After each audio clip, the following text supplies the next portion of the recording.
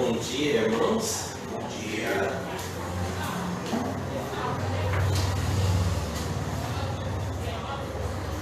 Vamos abrir nossas Bíblias para 1 João, capítulo 5. 1 João, capítulo 5.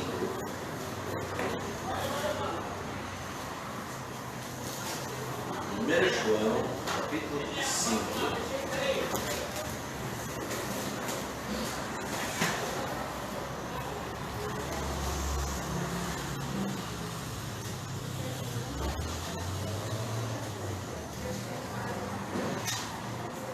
Vamos ler o versículo 13. E diz: Estas coisas vos escrevi aos que credes no nome do Filho de Deus, para que saibais que tendes a vida eterna, e para que creiais no nome do Filho de Deus. Oremos. Pai, obrigado por esse dia, um dia de sol, um dia de muita luz hoje.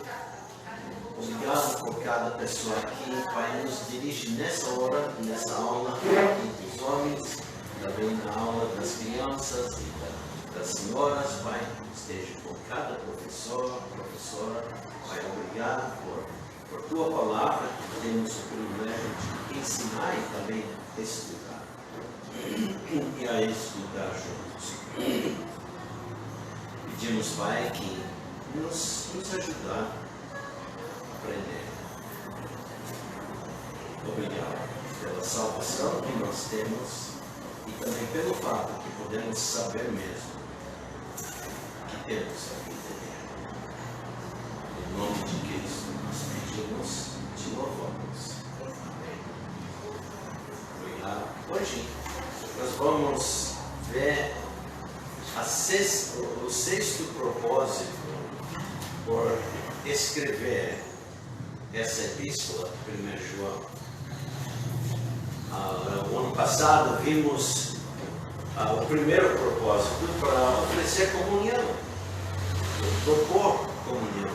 Realmente eu estava procurando usar uma literação com a letra P, né? Mas não sempre dá. Mas em segundo lugar, vimos promover alegria. E o terceiro propósito, prevenir o pecado. E o quarto, proclamar o perdão. E semana passada nós terminamos o quinto, para proteger os filhinhos, os santos, os crentes, né? E hoje, a última, para dar a garantia da salvação. Para dar a garantia da salvação. E com isso, nós lemos o versículo 13. Estas coisas, tudo que foi escrito, não? Estas coisas, toda essa epístola, está chegando ao fim da epístola, ele diz: estas coisas vos escrevi, os que credes no nome do Filho de Deus, para que saibais, ter toda certeza, né? Para que saibais que tendes a vida eterna e para que creiais no nome do Filho de Deus. Vimos que a epístola contém várias palavras-chave e frases que aparecem repetidamente por toda parte. Algumas dessas são Pai, comunhão, pecado, filhos, filhinhos. E também encontramos a palavra anticristo muitas vezes. Outra dessas palavras, tão repetidas, aparece em nosso texto de hoje. É do verbo saber. Estas coisas vos escrevi aos que credes no nome do Filho de Deus, para que saibais.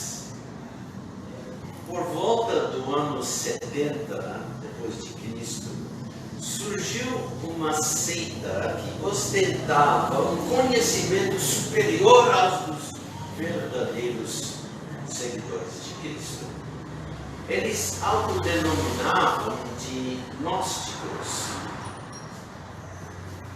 termo aplicado a qualquer um que afirmasse ter discernimento e sabedoria esotérica.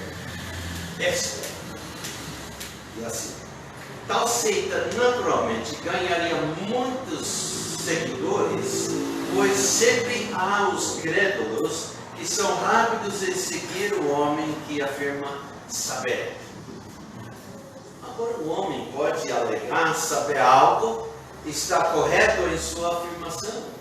No entanto, sempre que alguém diz que sabe que nunca houve um dilúvio universal, ou que um machado de ferro não poderia ter flutuado na água, como nós lemos em 2 Reis 6:5,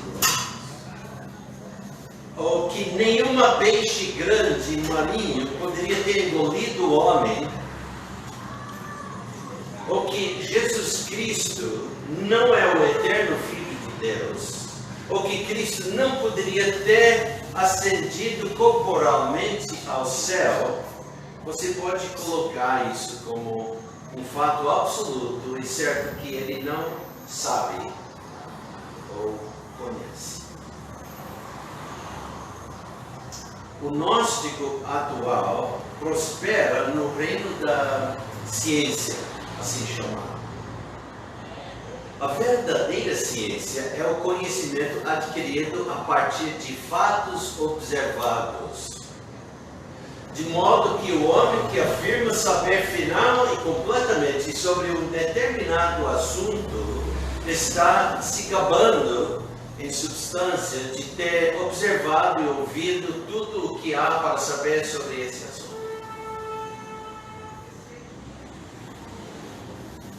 Os diferentes departamentos da ciência, ou conhecimento, são divisíveis em 5 partes. O matemática, que trata de quantidade. O físico, que trata da matéria e suas propriedades. O biológico, que trata da vida e seus variados fenômenos. O antropológico, que trata do homem. E o teológico, que trata de Deus. Em todos esses ramos da ciência, o conhecimento, nenhum homem sabe tudo o que pode ser conhecido. Por exemplo, Paulo escreveu em 1 Coríntios capítulo 8, versículo 2, ele escreveu: e se alguém cuida saber alguma coisa, ainda não sabe como convém saber.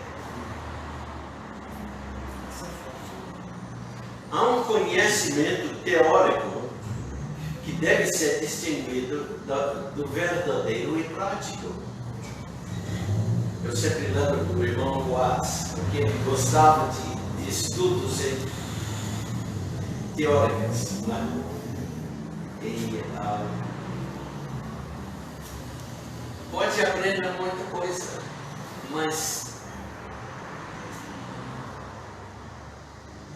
enfim, parece que falta. Irmão, dá licença. Não tocou num ponto que eu gostava, um dos pontos que eu gostava de conversar com o Boaz é que em todas as afirmativas do conhecimento que ele havia adquirido, ele demonstrava que ele não sabia nada, que ele concordava com a palavra de Deus, principalmente nesse verso que o irmão leu aí. Se alguém julga saber alguma coisa, ele não aprendeu como poder saber. E a razão é porque o homem não pode voltar à eternidade passada para ver a criação. Mas o ajudante acredito, né, que teria que conhecer o universo inteiro para poder afirmar qualquer coisa aí, nenhum homem. Só Deus pode saber isso. E o problema é que o homem não quer escutar aquele que estava lá no início. Não aceita a palavra dele e o seu testemunho. Quando o homem pensa que sabe, mas tem um mero conhecimento teórico, ele está inchado e a ficar inflado, vaidoso. E como Paulo diz, tal conhecimento incha. Podemos ir para 1 Coríntios capítulo 8. 1 Coríntios capítulo 8. Versículo 1. Capítulo 8, versículo 1. E nós lemos eu espero. 1 Coríntios capítulo 8. Versículo 1 diz: ora, no tocante às coisas sacrificadas aos ídolos, sabemos que todos temos conhecimento. O conhecimento incha, mas o amor edifica. Muitas vezes somos mais ignorantes do que sabemos. E não queremos admitir. Eu sou assim. Não é? Só, eu estou lembrando do tempo que eu pescava menino ainda, na beira do mar, tinha um peixe, aliás tem, esse peixe existe, eles dizem que é um peixe venenoso. Às vezes eu pescava, ele é feio, cheio de espinhos. Sim. E eu gostava de brincar com os meninos da minha época, eu gostava de fazer assim na barriga dele, ele começa a crescer, enche de ar. Aí a gente jogava ele dentro d'água de novo, ele não sabia nadar mais. Ele ficava flutuando e olhando, ele não podia afundar. Esse peixe existe ainda, mas é mais ou menos como algum ser humano.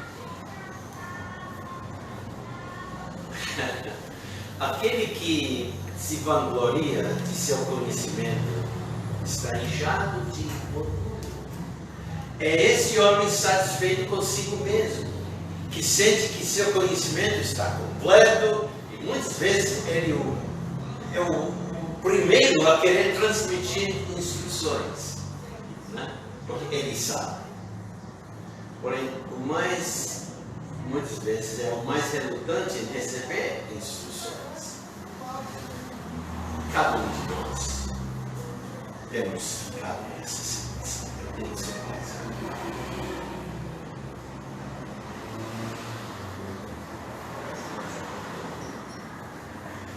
O uso do termo inchado pelo Espírito Santo aqui em 1 Coríntios mostra que a igreja de Corinto tinha muitos gnósticos, assim chamamos, muitos que sabiam, e por isso deu todos os problemas que essa igreja desenvolveu. Se tornou a igreja mais carnal, menos espiritual. Na sociedade gnóstica dos primórdios da igreja, havia duas escolas de pensamento que visavam seus ataques ao cristianismo, chamada a Serítia e a Docetista. Suas discussões giravam em torno da pessoa de Cristo. Está falando de Cristo. A Serítia afirmava que Jesus era apenas um homem. Nós podemos encontrar igrejas hoje que ensinam isso. O segundo, o docetista, negava a realidade da humanidade de Cristo. Ele é apenas humano, o outro não é humano nada. E ensinava que ele era algum tipo de fantasma. O Espírito Santo respondeu a essas falsas alegações do gnosticismo, dando nesta epístola alguns fatos gloriosos e eternos que todo filho de Deus pode possuir com a certeza de conhecimento intuitivo. Esse conhecimento divino dado provará ou confirmará a fé em Jesus Cristo e na palavra escrita de Deus. Os verbos conhecer e saber, nas suas formas variadas usadas nessa epístola, combinadas, totalizam, eu contei 39 vezes nessa epístola. Já procurou contar quantas vezes uma palavra, uma expressão usada num capítulo ou numa epístola? Muitas vezes o uso muito demonstra a importância. –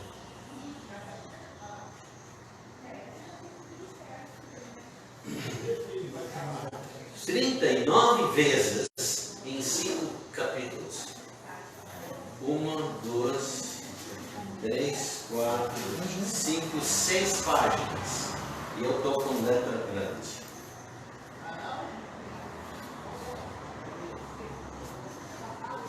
39 vezes, só nesta epístola. Pode repetir qual a palavra? Qual? Conhecer e saber? Eu juntei os dois para chegar aqui. Conhecer e saber. Porque muitas vezes, vamos ver aqui, as duas palavras são traduzidas geralmente da mesma palavra na língua grega. Vamos ver essa. Concluímos então que temos uma epístola do conhecimento divinamente dada, portanto, verdadeira, autêntica e final.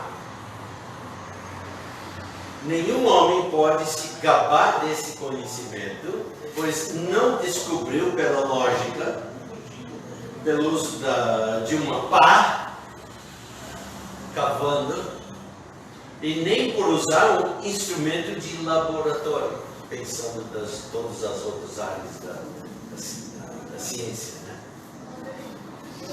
Tal conhecimento não incha. Porque é Deus que fez e estamos aceitando a palavra. Tendo por outro lado, a humildade e ao santo assunto. O Evangelho segundo João foi escrito para que creiamos em Jesus Cristo e sermos salvos. O Evangelho de João. Vamos para João capítulo 2. Aliás, capítulo 20. João capítulo 20. Capítulo 20. Último versículo do capítulo. E vamos notar que esse, podemos dizer, é dizendo a mesma coisa que nós lemos no início da nossa classe hoje, em 1 João, capítulo 5. Diz aqui, estes, porém, foram escritos para que creiais que Jesus é o Cristo, o Filho de Deus, e para que, crendo, tenhais vida em seu nome. O propósito da epístola não é meramente que possamos ideia de possuir a vida eterna por ter crido em Cristo, mas que saibamos que a possuímos. É o que está dizendo aqui. Estes, porém, foram escritos para que creiais que Jesus é o Cristo, o Filho de Deus, e para que, crendo, tenhais vida em seu nome. E nós lemos 1 João 5,13, estas coisas vos escrevi, os que credes no nome do Filho de Deus, para que saibais que tendes a vida eterna, e para que creiais no nome do Filho de Deus. 2 versículos que enfatiza a verdade da vida eterna e da pessoa do Senhor Jesus Cristo. Podemos ler, voltando para 1 João, capítulo 5, podemos ler também versículo 2 do capítulo 5. Nisto conhecemos que amamos os filhos de Deus quando amamos a Deus e guardamos os seus mandamentos. A palavra grega, oida, sugere plenitude de conhecimento ou sabedoria perfeita, saber perfeitamente, além da possibilidade de dúvidas. A fé salvadora de Jesus Cristo dá ao crente a certeza de que nunca poderá ser destruído. Algumas pessoas dizem que acreditam, então qualificam sua fé acrescentando, talvez, espero,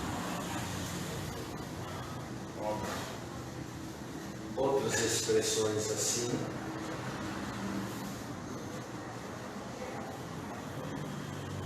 Se eu fizer, por alguma maneira dão a ideia de supor, mas não tem certeza, demonstrando incerteza.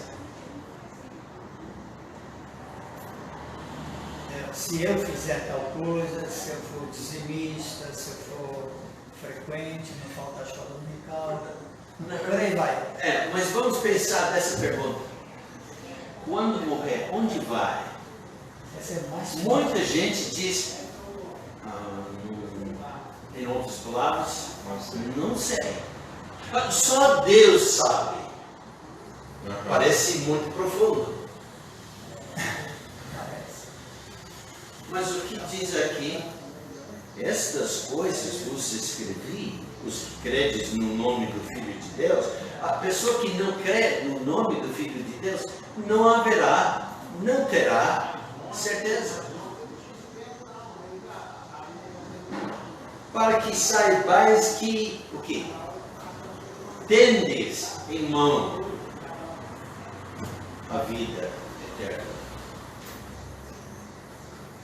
6 vezes no capítulo 5 encontramos a palavra grega oida,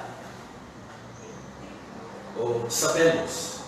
Esta palavra nos dá toda a certeza. O crente em Cristo possui uma fé consciente porque o cristianismo é uma religião de certezas. O verdadeiro cristianismo. Porque há muitos cristãos no mundo que não conhecem Cristo.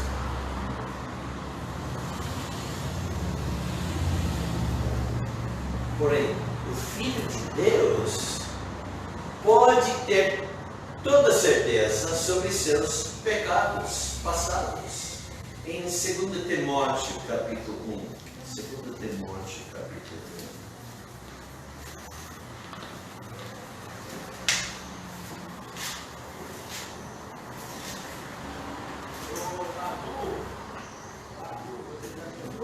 Timóteo,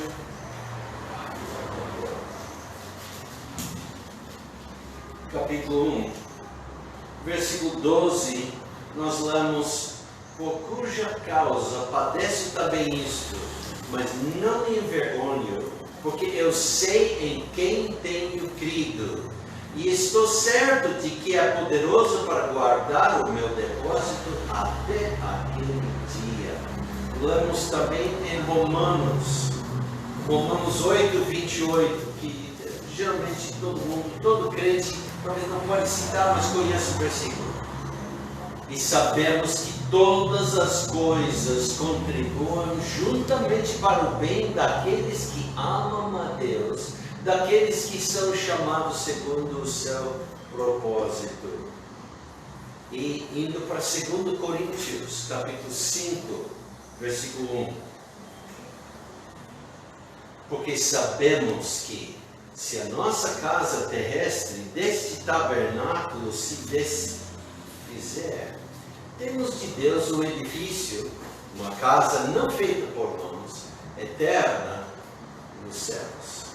Isso é até uma fé sábia, que brota de uma fé salvadora. Sem fé em Cristo, não podemos possuir sua vida.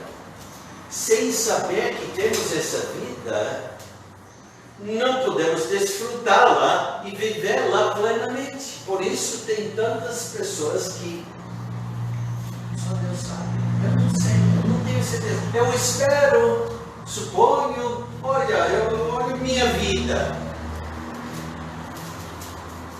Não é nossa vida, é tudo a vida de Cristo. É Ele que justifica os injustos.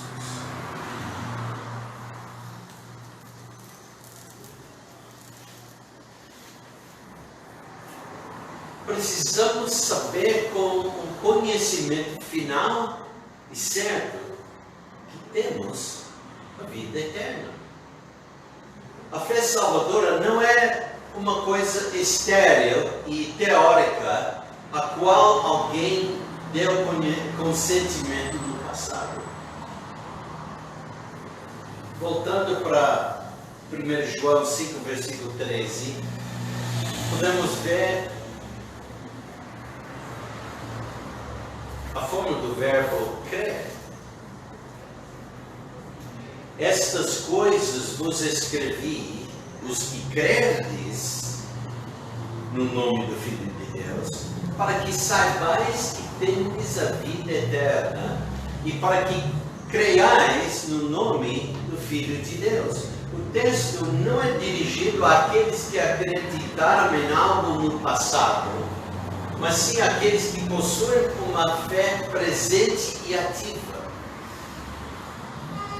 É a atividade da fé que é a prova da vida. E para esse objetivo, o Epístola é projetada para trazer o verdadeiro crente. Se a sua fé tem sido meramente especulativa, temporária, hipotética, intelectual e não experimental e prática, a Epístola não tem nada a dizer a essa pessoa. Somente o Filho de Deus saberá que tem na vida eterna. Se morrer hoje, onde vai? Eu vou para os céus. Ok? Porque eu aceitei Cristo como meu único, suficiente Salvador. Ele me salvou.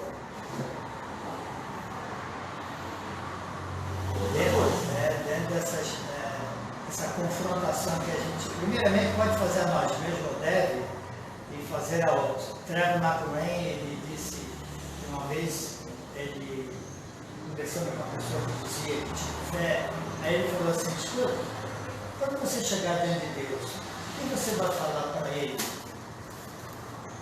Para dizer, para argumentar que você tem direito a entrar lá. A pessoa baixou a cabeça, mas é uma pergunta e tanto. E mostra que essa pessoa não é o verdadeiro Filho de Deus.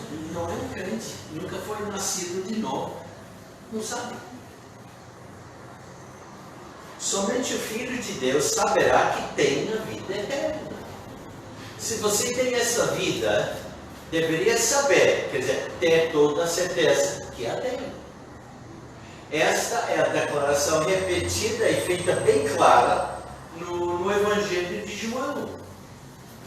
Por exemplo, João 3, versículo 36, o último versículo do capítulo. Aquele que crê no Filho pode esperar algum dia de adquirir. Não. O que diz? Aquele que crê no Filho tem a vida eterna. Não diz terá vida eterna, talvez. Suponhamos que terá, não, tem a vida eterna. Mas aquele que não crê no Filho não verá a vida. Mas a ira de Deus sobre ele permanece. João capítulo 5. João, Evangelho de João capítulo 5, versículo 20. João 5, versículo 24. Na verdade vos digo que quem ouve a minha palavra e crê naquele que me enviou, tem a vida eterna e não entrará em condenação, mas passou da morte para a vida. Não entrará em condenação. Por quê? Porque a vida eterna é eterna, não é provisória. É incoerente dizer: eu era crente, eu era filho de Deus, eu não sou mais. Eu tenho incerteza, não sei, houve alguma coisa que eu fiz errado, eu perdi minhas... Não. Pode ser que perdeu sua vida eterna, se você estava crendo em si mesmo, porque nunca tinha. É só Jesus que salva. Na verdade, vos digo que quem ouve a minha palavra e crê naquele que me enviou, tem a vida eterna. E não entrará em condenação, mas passou da morte para a vida. Capítulo 6, versículo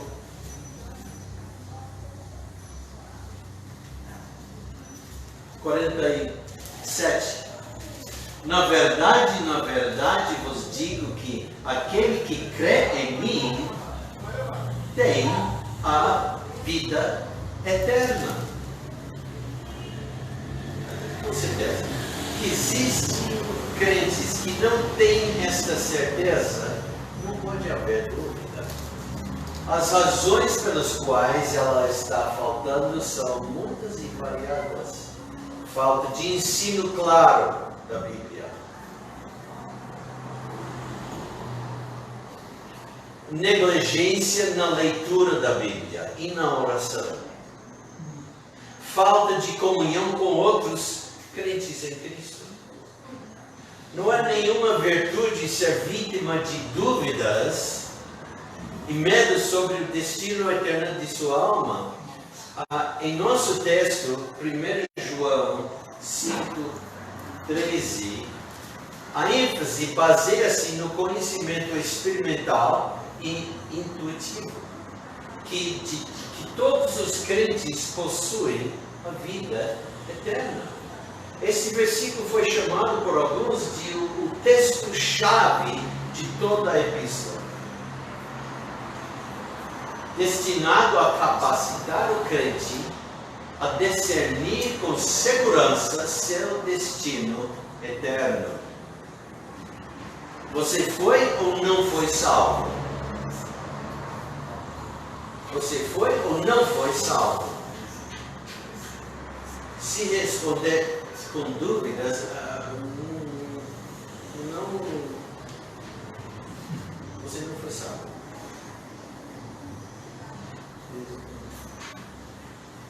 Como eu disse, é incoerente dizer eu era salvo, ou eu sou ou nunca era. A primeira epístola de João determinará esta questão vital, por isso apelamos para a própria epístola, 1 João. Mas lembre-se, nenhuma pessoa não salva se qualifica para saber algo sobre a vida e quando ele próprio está morto.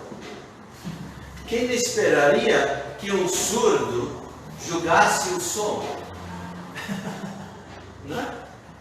Quem esperaria que um cego julgasse a cor? Eu tenho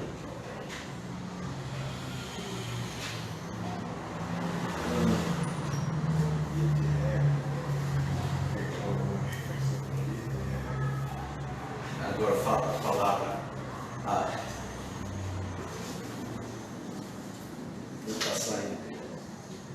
Marido da minha filha. Genro. Isso. Eu tenho genro. Ele tem esse problema. Ele não pode distinguir cores. Como se chama isso em Portugal? Daltonismo. Daltonismo. Ele pode distinguir apenas uma cor, verde. E ele pode ver, distinguir as tonalidades dessa cor, mas vermelho não consegue. Azul, só verde. Quando ele casou com minha filha, ele pediu que as vestimentas das moças fossem tudo em verde. Daí o verde. E ele podia ver e distinguir várias cores. Quando eu aprendi desse problema aí, então fomos procurar para as irmãs da Esther, né, ter vestidos e algumas outras pessoas.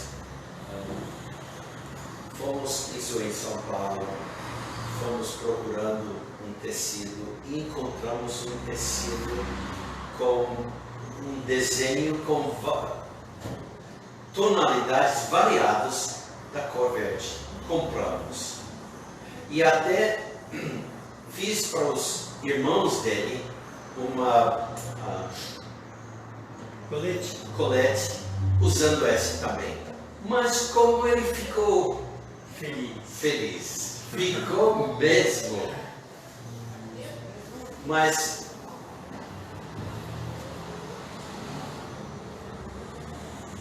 fora disso, quem esperaria que o homem mudo respondesse a uma palestra sobre a arte de falar em público? É impossível. Então, eu tenho selecionado alguns versículos agora para nós ler, que são óbvias e convincentes sobre o nosso assunto. Então, Gabriel, você pode ler para nós 1 João 2, versículos 3, 4 e 5. 1 João 2, 3, 4 e 5. E quando você encontra essa palavra, o verbo saber, conhecer, enfatiza com sua voz a palavra ou as palavras. E nisto sabemos que o conhecemos, se guardarmos os seus mandamentos. Aquele que diz, eu conheço, e não guarda os seus mandamentos, é mentiroso e nele não está a verdade. Mas aquele que guarda a sua palavra, o amor de Deus está nele, verdadeiramente aperfeiçoado. Nisto conhecemos e estamos nele. Agora, quantas vezes foi usada a palavra saber ou conhecer? 3 ou 4. Mais do que 4, mais do que 3. Sabemos, conhecemos. Eu conheço. Nisto conhecemos. 4 vezes. Em 3 versículos. Estamos continuamente de posse do conhecimento experimental de que chegamos a conhecer a Cristo se obedecermos à sua vontade. A realização intelectual não prova nada. A realização intelectual não prova nada. Podemos provar que conhecemos a Cristo apenas quando escolhemos a obedecê-lo. A mera conversa fiada sem o apoio desta evidência faz de alguém um mentiroso. O irmão Ismael, leia para nós 1 João 2, 4. Já foi lido, mas vamos ler novamente. Voz alta. Aquele que diz, eu conheço e não guarda os seus mandamentos, é mentiroso e nele não está a verdade. A obediência amorosa ao ensino de Cristo dá a certeza de que a pessoa tem mais do que mero conhecimento teórico, hipotético e especulativo. Isso prova que ele tem a vida eterna. Conhecer a Cristo é amá-lo. E amá-lo é guardar os seus mandamentos. Luciano, pode ler o Evangelho de João 14, versículo 15. Evangelho de João 14, versículo 15. O Evangelho de João 14, versículo 15.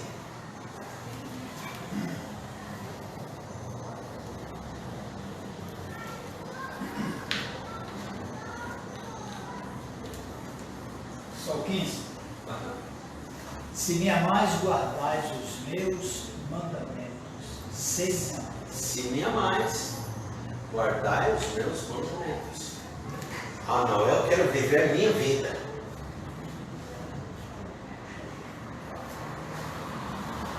E não obedece em nenhuma área. Demonstra alguma coisa. Isso.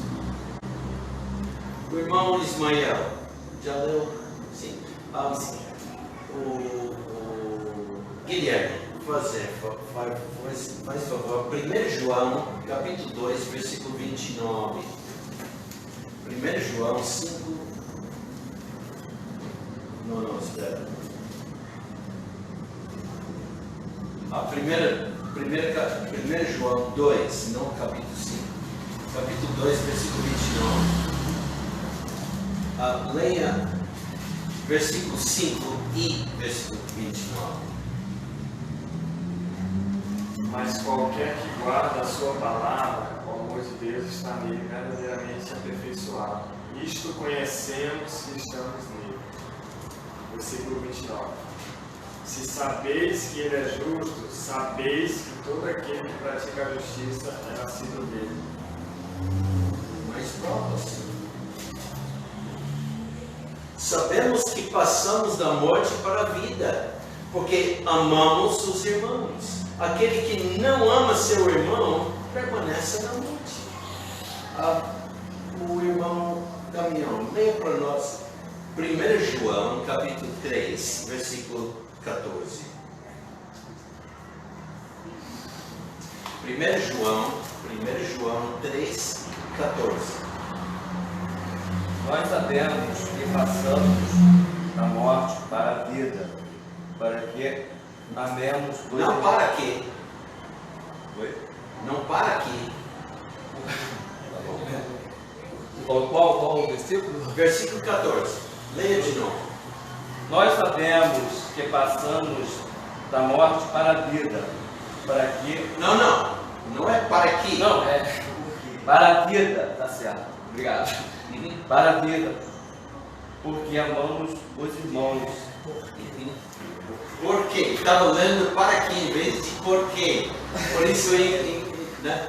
Então, vamos ler isso mais uma vez. Cada um olhando na sua página.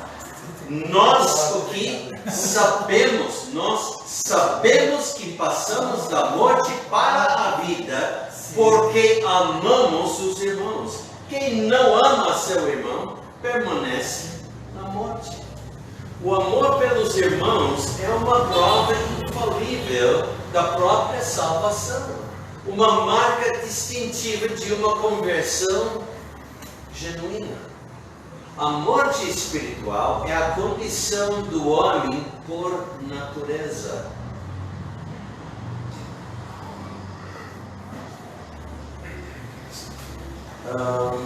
Veremos isso. Vamos para Romanos. Romanos capítulo 5.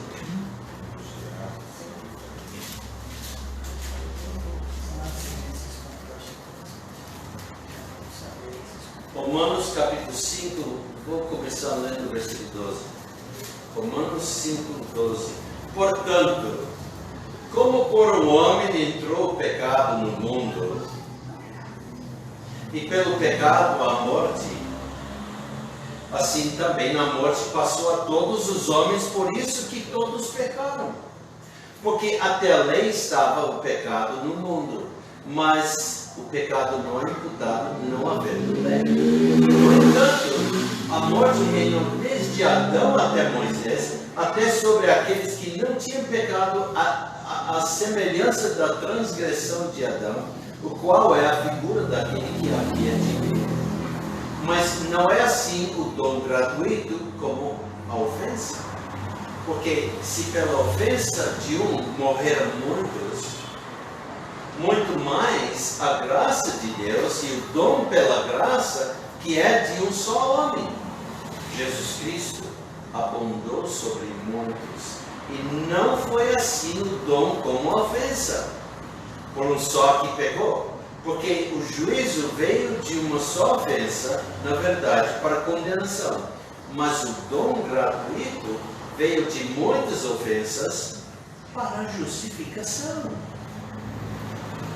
Porque se pela ofensa de um só, a morte reinou por esse, muito mais os que recebem a abundância da graça e do dom da justiça reinarão em vida por um só, Jesus Cristo.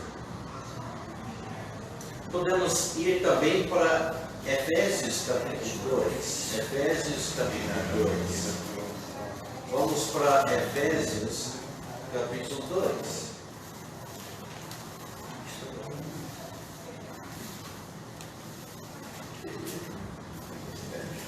Efésios capítulo 2.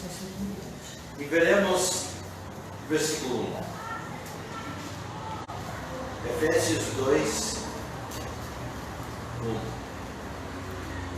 Que diz: Deus vos vivificou, estando vós mortos em ofensas e pecados. E versículo 5. Estando nós ainda mortos em nossas ofensas, por causa do pecado, desde Adão que reinou esse pecado, né? Estando nós ainda mortos em nossas ofensas, nos vivificou juntamente com Cristo. Pela graça sois salvos. E nós lembramos, versículo 8, porque pela graça sois salvos, por meio de fé, da fé. E isto não vem de vós, é dom de Deus. A vida espiritual é seu novo estado em Cristo. Em João, o Evangelho de João, capítulo 5,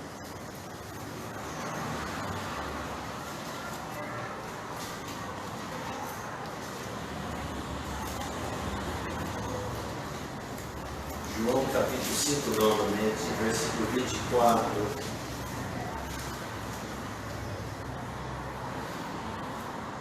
Na verdade vos digo que quem ouve a minha palavra e crê naquele que me enviou, tem a vida eterna e não entrará em condenação, mas passou da morte para a vida. O ódio é comum ao primeiro, vida é comum. O amor caracteriza o último. O ódio é comum do homem, como Adão. O amor caracteriza o último Adão, Cristo. Em João capítulo 13, João 13, o Evangelho de João, capítulo 13. Capítulo 13, versículos 34 e 35, nós lemos: Um novo mandamento vos dou, que vos ameis uns aos outros, como eu vos amei a vós, que também vós uns aos outros vos ameis. Nisto todos conhecerão que sois meus discípulos, se vos amardes uns aos outros.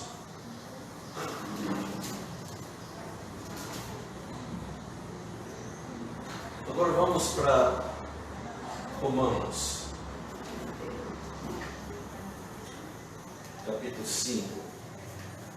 Romanos capítulo 5.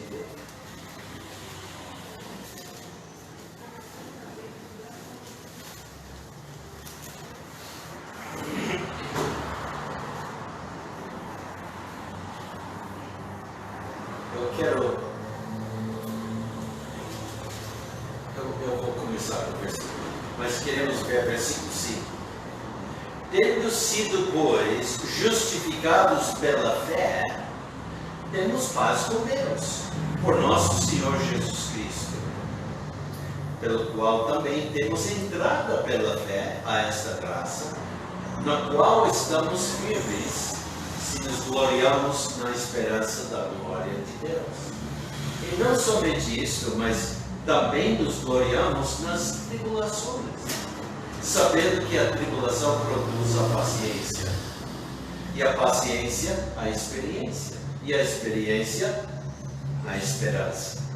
E a esperança não traz confusão, porquanto o amor de Deus está derramado em nossos corações pelo Espírito Santo, que nos foi dado. Leamos isso também, voltando para 1 João, capítulo 3, versículo 14. Nós sabemos que passamos da morte para a vida, porque amamos os irmãos. Quem não ama seu irmão, permanece na morte. Enquanto o amor fraternal estiver faltando, isso é a prova conclusiva de que aquele com ódio em seu coração permanece na morte. Essa característica marcante do amor permeia toda a epístola.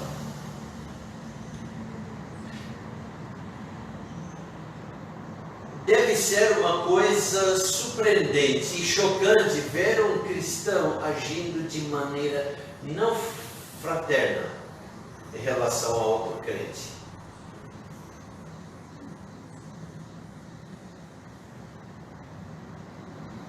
Fomos transferidos da morte para a vida.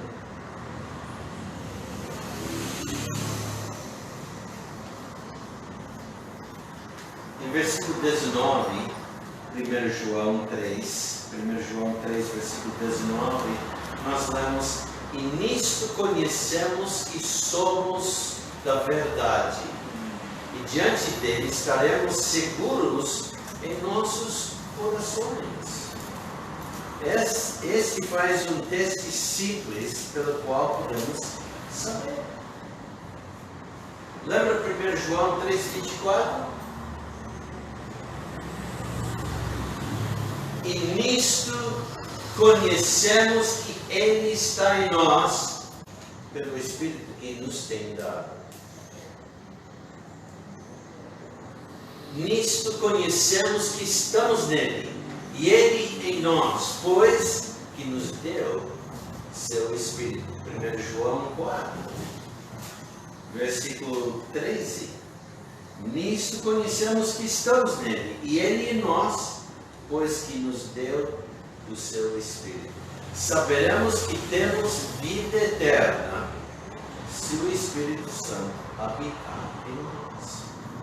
E podemos saber que Ele habita em nós pelo testemunho mútuo do nosso espírito humano consigo mesmo. Romanos capítulo 8. Vamos lá, Romanos capítulo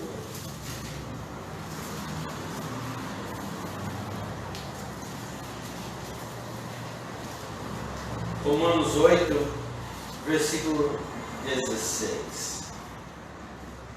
Romanos 8, 16 diz: o próprio Espírito testifica com o nosso Espírito o quê? Que somos filhos de Deus. Se o Espírito Santo não habita em um homem, esse homem não é salvo. Versículo 9, Romanos 8 diz: portanto, os que estão na carne não podem agradar a Deus.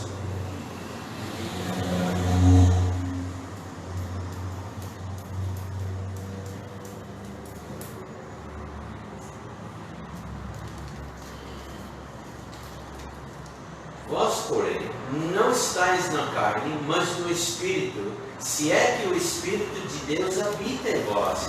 Mas se alguém não tem o Espírito de Cristo, esse tal não é dele. Versículo 9.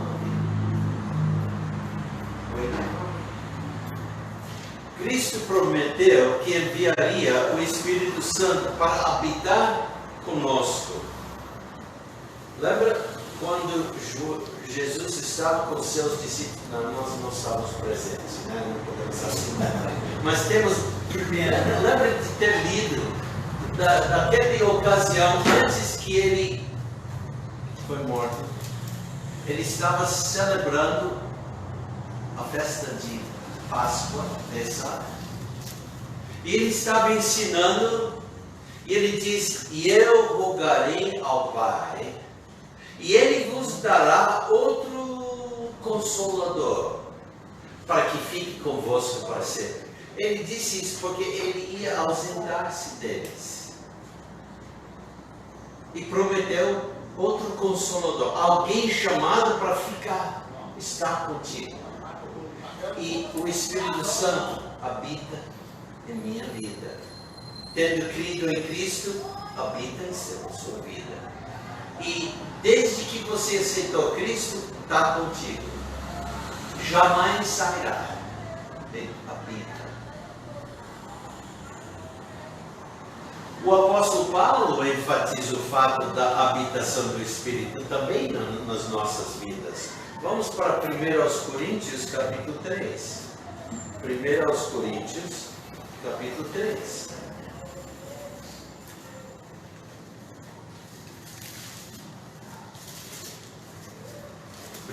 Coríntios, capítulo 3. Versículo 16. Não sabeis vós que sois o templo de Deus, e que o Espírito de Deus talvez habita em vós? Não é assim. Não sabeis vós que sois o templo de Deus e que o Espírito de Deus habita em vós? Podemos também ir para capítulo 6. Capítulo 6, versículos 19 e 20. E vamos encontrar essa palavra saber mais uma vez. Vocês têm notado que nós temos lido muitos versículos que usam a palavra saber ou conhecer? Versículo 19. 1 Coríntios 6, 19. Ou não sabeis que vosso corpo é o templo do Espírito Santo que habita em vós, proveniente de Deus, e que não sois de vós mesmos, porque fostes comprados por bom preço? Glorificai, pois, a Deus no vosso coração, no vosso corpo e no vosso espírito, os quais pertencem a Deus. O que pertence a Deus? Meu corpo. Que mais? Meu espírito. Seu corpo pertence a Ele. Seu espírito pertence a Ele. É um bom sinal, né? Então vamos ler esse versículo novamente. Dá para entender melhor, né? Ou não sabeis que o vosso corpo é o templo do Espírito Santo? Porque é templo, porque Ele habita. É o templo do Espírito Santo que habita em vós, proveniente de Deus, e que não sois de vós mesmos, porque fostes comprados por bom preço. Qual era esse bom preço?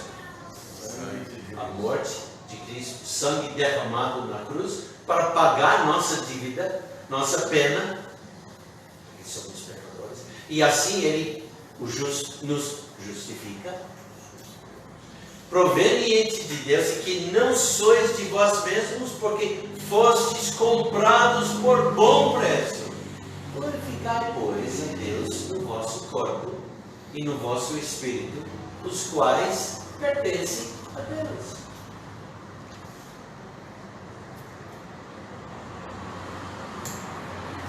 Mas Bem, aqui somos chamados a ter certeza de que não fomos enganados por algum outro espírito.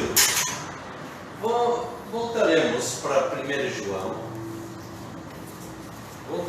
Voltaremos para 1 João.